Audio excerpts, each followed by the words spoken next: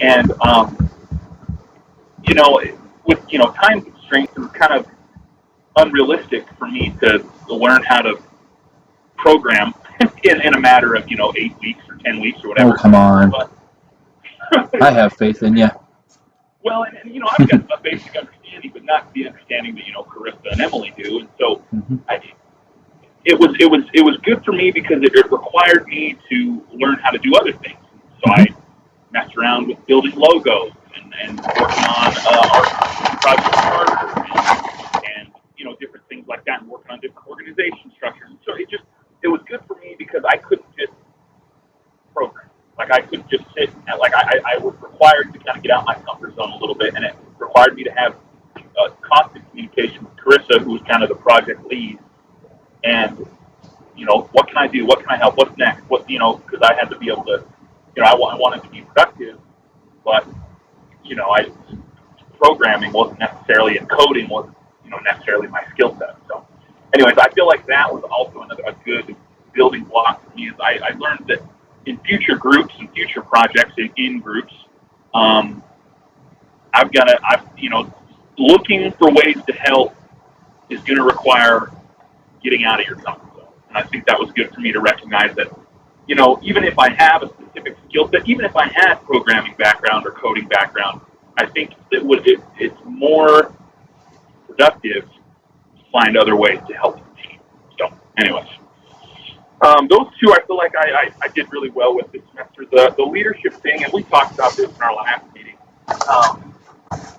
was a little bit more difficult after we finished up our group project. I felt like it was kind of hard for me to recognize times that I was working on leadership skills, especially working on individual projects, because it's hard to, I don't know, I'm not a great self-evaluator, so I feel like it's hard for me to recognize, oh, you did good in this, or did good, or you were good about working on this, or whatever. So it's kind of hard, it was hard for me, but once we discussed a little bit about leadership and about how we had talked about when to be acted upon, I think that really kind of is going to propel me into the future as far as knowing that there are times that leadership's great, but I think there are times that all great leaders need to know when they need to be helped, and I think that was a great principle that I think we were able to go through. So leadership was good up to a point, but I think that's something that I'm going to have to continue to work on as I progress. Mm-hmm. So that's kind of how I'm I guess, yeah. What are your thoughts? As a strategy for other projects that you're involved with, do you think it would be worth your time and effort and energy to include somebody in your projects that does not have direct responsibility for the outputs or deliverables of a project, and whose sole focus is to improve or to facilitate how the team functions and how the project progresses? No, 100%. I think that's, yeah. I mean, this class, especially, and this was several meetings ago when me and you talked about this, but you opened my eyes that, like when I was recording hours, you said, okay, it's great that you're recording hours for your project, but you should be focusing, or another aspect that you should focus on is recording hours of how you actually improved yourself. And I think that's like a huge component to every group project in the future and future careers and stuff. I recently got offered a job after I graduate that is going to require working in a lot of teams. And I think a great help within those teams would be to have somebody, to just evaluate the team and how we're getting better. What can we work on to get better as a team, whether it's communication skills or, time management or leadership, whatever it might be. But to have someone specifically designated to that, I think is a great idea. That's kind of what the title of a project manager is in a lot of institutions, a lot of organizations. But the funny thing about it is there's a lot of places where organizationally and this is a broad generalization here, there's a lot of exceptions to this. So organizationally, I see a common trend where the organization and the people within it get so focused on the doing and the doneness and the product, just getting things done kind of thing, Right. that they don't pause to think about how and why they're doing things as they are, and they often aren't looking for ways to make it better. They get in the groove of, we're just doing our thing because that's our thing, and we're not necessarily trying to understand how to improve upon that thing. Or if we do, we get focused on changing things without ever confirming or validating if all those changes are really yielding an overarching improvement. Right. I just think it's an interesting pattern. We see it. We can see it in ourselves. We can see it in a team. We can see it in a class. We can see it in organizations. I tend to think of it as scope management versus quality management. When we get into the scope mindset, we're in the just get her done mentality. Right. But when we have a true quality mindset, we can and should be looking for quality improvement and ways to make things better in every small nuance of what we're doing. Right. Anyway, so it's easy to talk about that, but it's a different thing to put it into practice. Right, but I think that's the two. Yeah, I mean, I took a business class a couple semesters ago that had similar concepts with being a leader, and I think I probably brought this up previously, but that there are people that are good leaders and there are people that are good managers, and there's a difference between management and leadership, and I think someone that's a leader recognizes the big picture and looks at ways that we can improve ourselves outside of the project. And then there's management or a manager that's just like, okay, there's the day-to-day, we got to check our boxes, we got to accomplish these tasks and get this done by this deadline or whatever. And I think if you can kind of bridge the gap between the two, you're just going to be that more effective of an individual. Whether it's a project management role that you're in, or you're in some kind of, maybe you're just part of a team. But I think there are skills there that apply to both scope and quality. So, anyways. Okay. Okay. Yeah. Sorry. Go ahead. So, how do we need to wrap things up here then? Where'd we go since the last time we met? Anything you need to update me on?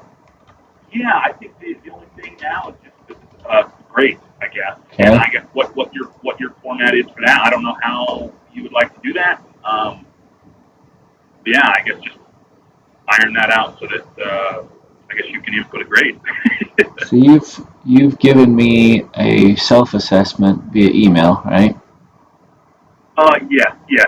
And I kind of we've talked several times since then. I haven't really added anything else to it, but yeah, I think I put something like I think I put a B or a B plus. I figure that I did. There was things that I did really well on this semester, with obviously a couple areas that I want to improve on. Yeah. Okay. Were you able to give and or receive feedback and input from others outside of your team? I think you talked to me about the team feedback that you gave each other. Anybody outside of your team that you're able to do something similar with? Either solicit their feedback or to give it? What would you think would be a way to apply that? I guess I hadn't thought about that, but maybe outside of my team. What would be a way that I could do that? And this might be future. Obviously, we're at the end of the semester. I guess I hadn't thought of doing that. But yeah, in the future, what would be a way that I could accomplish that? You see, for the way the class is structured, there's the dependent mode, the independent mode, and the interdependent mode. Right. Interdependence can have multiple levels or layers to it, right? Right. And one of the things that I'm always hoping to help accomplish is that people start to function as a class and find ways to really truly teach one another, like the BYU Idaho model encourages. One of the reasons why I don't create structures for that to happen, I invite that to happen. And what it tells me is where people are at on that scale and where the class is at on that scale. I didn't see a lot of interaction in this class outside of individuals and within their teams. Within their teams, right? Uh-huh. And that one of the objectives, one of the outcomes of the course, talks about your ability to interact on an individual level, on a team level, and at an organizational level. At the very beginning of the semester, we made some attempts on establishing some organizational norms or some class norms and expectations, but that quickly devolved and just kind of went to the every man for himself model, and that's kind of how everybody wanted to operate, and that's kind of how we operated. And I didn't necessarily ever stop that. I don't stop people from choosing that and persisting in it, but I usually give reminders and hints and tips and questions and those kinds of things in the class to try and help people realize that there is a better way. We can function. We can try to push things to a richer, deeper level. Right. And I think that's one of those, is get interested in what other people are doing. And look for ways that you can share the lessons you're learning with other people in the class and seek their lessons, the things that they're learning. They're in the same boat you are. Why don't we learn from each other? Yeah, that's a really good suggestion. Yeah, I hadn't even thought. Yeah, outside of my group, I hadn't even thought of doing something like that. That's a really good thought. So one of the things we've done in the other sections, like in the online section, we talked about ways to help facilitate this. And in the online section, we settled on what we call the magic number 7. And the way that we built that was, looking at how many projects students typically do, we were looking for a number that would still stretch them to try to become involved in other people's projects. And so we gave this magic number 7 idea for, it's based on this idea. However many projects you do, like say if I do 2 projects, then I need to seek out 5 other projects that I'm giving feedback and input on and giving some evaluation and tips and tricks and sharing things. So if you do 2 projects, you seek out 5 others to get input on. But if you do something like 6 projects, you're only looking for 1 project to give input on. And if you do more than 7 projects, well, then you probably have enough variety that you kind of see the difference and you know what you're doing. You follow where I'm coming from with that? 100%. Yeah, so, that's a really good idea. So we put that back in the, as I was talking to some of the guys at the end of the semester, there were, Napoleon and Wen. Right, yep. They built this survey thing, and that's one of the things as we're working through it with them. They recommended that I put that back into the syllabus as just a suggestion, just an explanation of how it works in this other place, and just an invitation to say, hey, you might want to think about something like this. No, that's a great thought. Well, and it goes back to your quality versus scope. Like, instead of having one person on the team do it, you could actually have outside influence. Your team is just working on your project, but you have somebody come in that's not a part of your project and look and say, okay, you guys are really good at communicating, but you need to be better at X, Y, or Z, whatever it might be. So. And it's similar to seeking stakeholder input, Yes. Yeah. In a real project, you've got real stakeholders. Well, you have real stakeholders in these projects too. And one of those stakeholders, from a class perspective, is the people sitting right next to you. Right. So, trying to just invite that mindset to where you're actively seeking input and feedback, because it makes a difference in the level, the degree, and the amount of change and improvement that's made over time.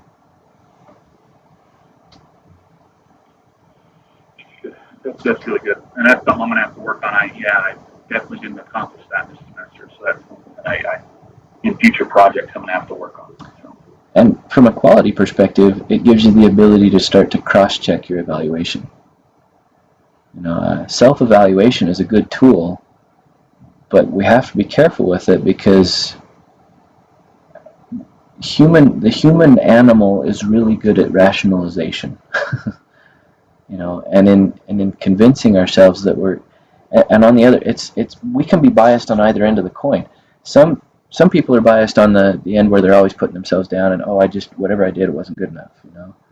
And other people are biased on the other end of, well, anything I do is awesome, and because I'm awesome, and therefore I deserve all all the money and all the glory and all the grades and all the, because I'm awesome, and I think I'm awesome even though I didn't really do anything. And I'm giving you extreme cases there, of course, but uh, learning to detect where our own individual bias is tricky.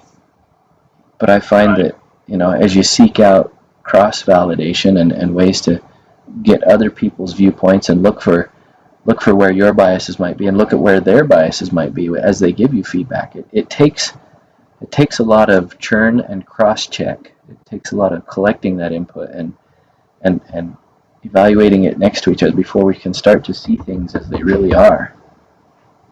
Yeah, I agree. So there's a set of scriptures that I often point people to in relation to this. Section 76, verse 94 talks about the ability. Section 76 is talking about the 3 degrees of glory, right?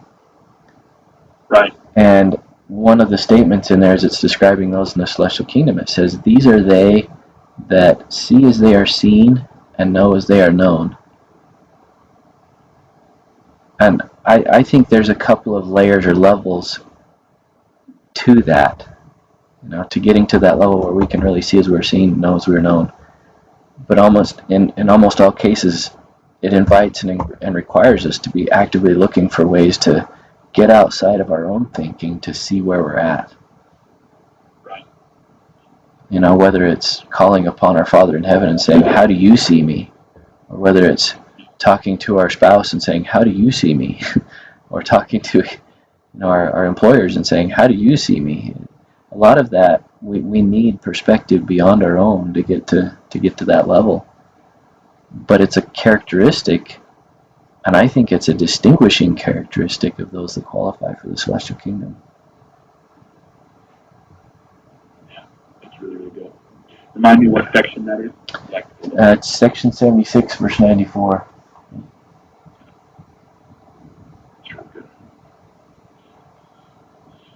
Okay. Well, thank you. I appreciate all of your input. This has been a great. It's been a lot of growth for this semester. I feel like for me, so this has been good. Okay. Any other questions or thoughts or anything? I guess I'll lead you to the grading thing. Okay. I can't really think of any other things I want to bring up, so I trust your judgment and respect your judgment, and I appreciate all your feedback. So. Okay. Well, thank you, Hayden. It's good to visit with you. Yeah. Thank you. Appreciate it. And have a Merry Christmas. You too. Okay. Bye.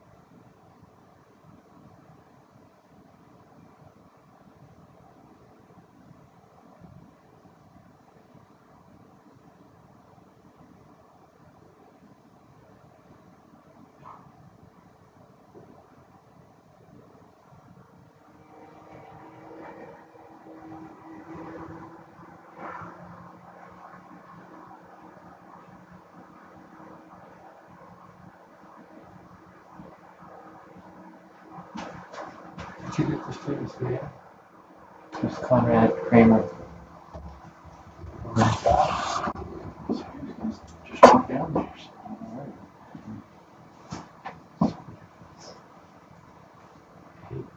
I didn't see that there was anything that you couldn't handle. You just followed through and did what he needed to do. I mean, the thing he was complaining about with it not showing the full answer, I mean, it shows full sentence, big long chunk of it, and it's quite different than the other answers. And like, even if it's cut off a few words, you got enough there to go from. Did my email, I asked to meet before February. Between us, Masaru and Yeah, I don't mind meeting after February, but I'm not going to have anything to share from them. Because, I got to have it all, and I learned everything else this morning. What did it say? He basically was inviting working together and quotes of scripture at the end about the two or three can live together. I explained why we're not meeting, right? And there's no point in meeting until you do your work. I don't think you're being unreasonable at all. It's not a directive. You're the one that's developed where your course is going. The course is supposed to be online, online. but that's about as far as they've gone with it. Have they done the 151 at all? Not at all. They don't have anything. So why am I supposed to design their course? I mean, you and I have the same. Things are fair. But there's no point in pushing that. We do need a place to dress down there. We should raise that issue. What's the what? Dress. I'm not going down there in my gown from here. Oh, a place to dress. Oh, okay. When it's below 10 degrees, yeah. I'm not walking in that gown across campus. Yeah. I'm sorry. I'm going to become sick tonight. I'm already using the anti-steroid clean during the break to get rid of this.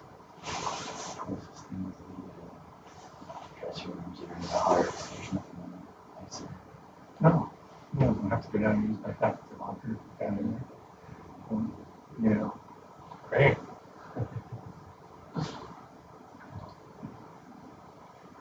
I don't work for the fact that students are important. I would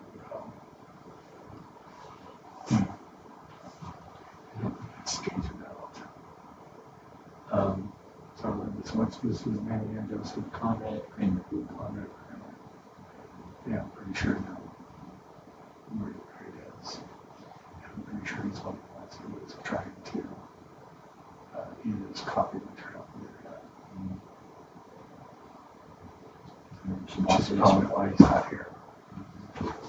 Okay? So he can appeal to others, but he won't be able to successfully appeal to me. He looked like he was even interested in what I said I would come in. He had an interest in body language, which is always kind of distant. So he didn't really seem to show enthusiasm or interest. But that's kind of what, some of this.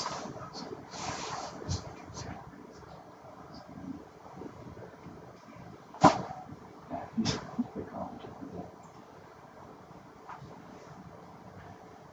Bob Johnson teaching, he has me it's on the show.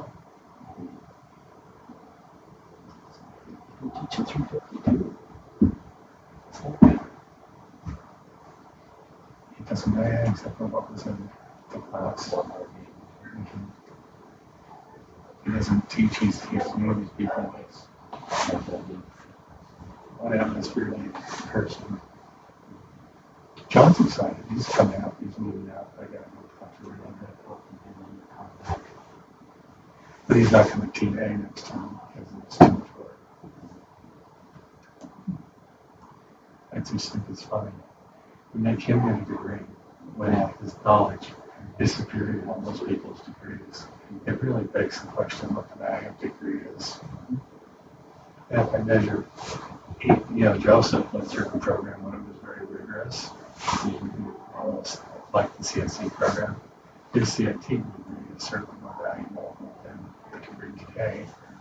That's just going to stay in CSE. And because he knows that's where the employability is. Coming over here means he won't get a job, or he'll be second banana. And, 17 and figure that out in 1 interview cycle. We're losing our edge in our program. I don't know, but I'm going to stop by Masaru and say, Masaru, before you ask for a meeting, right, do your work, read that book. We still do. Okay. See ya.